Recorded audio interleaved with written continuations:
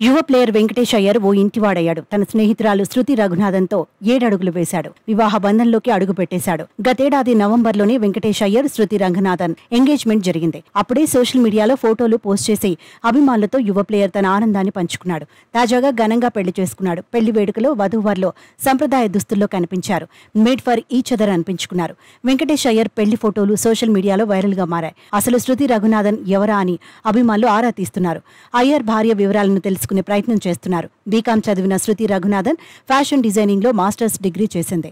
ప్రస్తుతం బెంగళూరులోని ఓ సంస్థలో మర్చెండైజింగ్ ప్లానర్ గా విధులు నిర్వహిస్తోంది. ఇక అయ్యర్ కు విషెస్ వెల్లువెత్తుతున్నాయి.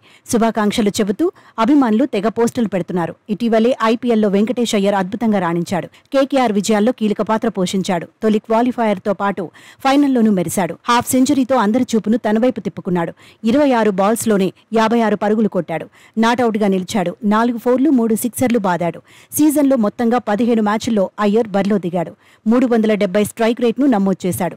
160 స్ట్రైక్ రేట్తో ఆకట్టుకున్నాడు. టాలెంటెడ్ ప్లేయర్గా వార్తల్లో నిలిచాడు. మధ్యప్రదేశ్కు చెందిన వెంకటేష్ అయ్యర్ 2021లో అంతర్జాతీయ క్రికెట్లోకి ప్రవేశించాడు. అయితే అంతర్జాతీయ క్రికెట్లో 2 ఏళ్లుగా అవకాశాలు దక్కించుకోలేకపోయాడు. ఇప్పటి వరకు 2 అంతర్జాతీయ వన్డేల్లో వెంకటేష్ అయ్యర్ బరిలో దిగాడు. 2 ఇన్నింగ్స్ల్లో కలిపి 24 పరుగులే సాధించాడు. 9 అంతర్జాతీయ టీ20లో బరిలో దిగాడు.